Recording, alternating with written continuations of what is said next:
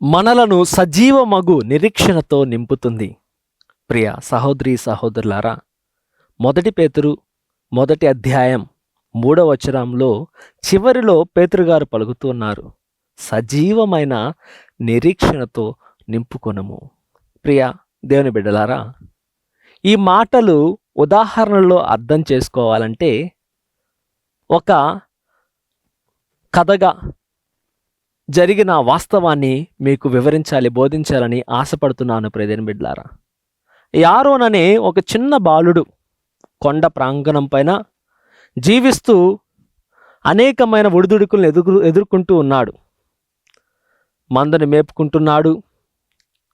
ఆ కొండపైన కాస్తంత భూమిని జాగాగా మార్చుకొని పంట ప్రాంగణంగా చేసుకొని అక్కడ మరి విత్తనాలు వేసి పొలాన్ని పెంచి మరి అలా జీవనాన్ని సాగిస్తున్న సమయంలో ఒక పెద్దాయన ఆ ప్రాంగణానికి చేరుకొని మరి ఆ బాలును చూస్తూ ఉన్నాడు. ఆ బాలుడు ఆకాశం వైపు చూస్తూ నక్షత్రాలను చూస్తూ మరి ఎందుకు నాకే ఇలా జరుగుతుంది అని ఆలోచిస్తున్న సమయంలో ఆ పెద్దాయన అడిగాడు, నాయనా నీకేమైంది?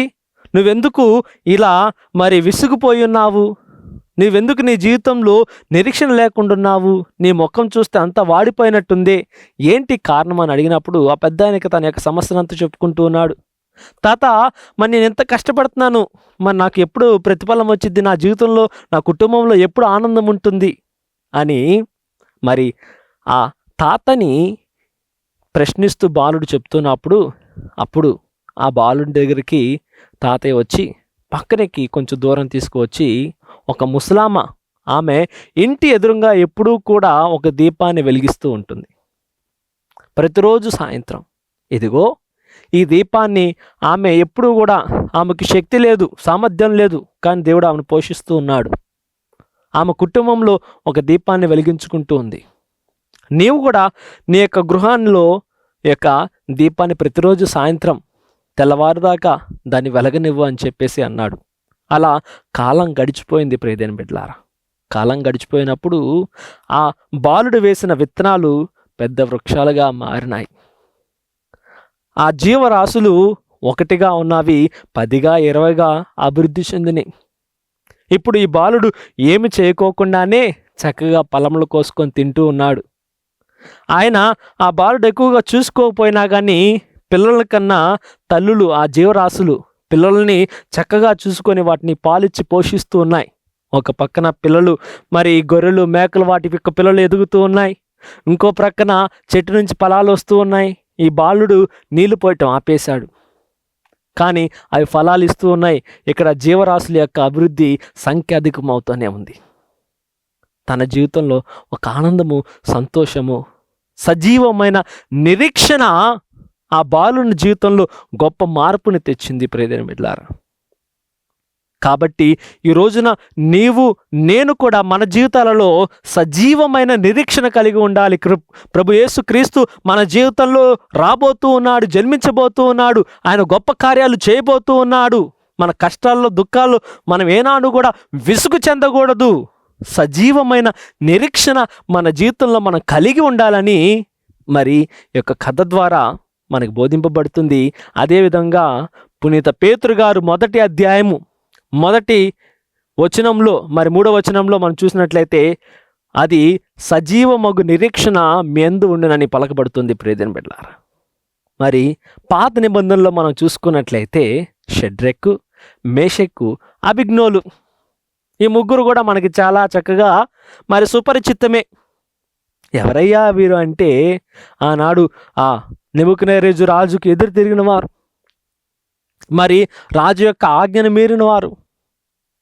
మీరు ఈ సత్యదేవుణ్ణే మీరు ఆరాధించాలి, ఈ యొక్క ఆ బొమ్మనే మీరు ఆరాధించాలి, విగ్రహారాధన చేయాలని ఆ రాజు ఆజ్ఞాపించినప్పుడు ఏమైంది? మేము సత్యదేవుని మాత్రమే ఆరాధిస్తాం, మేము ఏమాత్రము కూడా ఈ యొక్క అన్య దేవతలకు మేము తల వంచం, కావాలంటే మీరు ఏం చేసుకుంటారో మమ్మల్ని చేసుకోండి, దానికి మేము సమ్మతమే అని ఆ ముగ్గురు కూడా అన్యుల మధ్య వారికి ఎటువంటి మరి నమ్మకం లేదు, కానీ నిరీక్షణ ఉంది. ప్రియదేని బిడ్డలారా, సజీవమైన నిరీక్షణ వారిలో ఉంది కాబట్టే వారు ఆ గనగనా మండుతున్న 7 అంతులు రెట్టుగా పెంచాడంట రాజు ఆ అగ్ని ఘనాన్ని. ఆ అగ్ని జ్వాలలు గొప్పగా ఎగిసిపడుతూ ఉన్నాయి. రాజు కొంచెం రవ్వంత చేయి పెట్టంగానే ఆయన చేయి కూడా కాలిపోయిందంట. ప్రియమైన బిడ్డలారా, అటువంటి పరిస్థితుల్లో వీరేదో షికారుకి వెళ్తున్నట్టు, ఏదో ఒక కుటుంబ ఫంక్షన్కి వెళ్తున్నట్టు దర్జాగా నిప్పుల్లోకి దూసుకుపోతూ ఉన్నారు.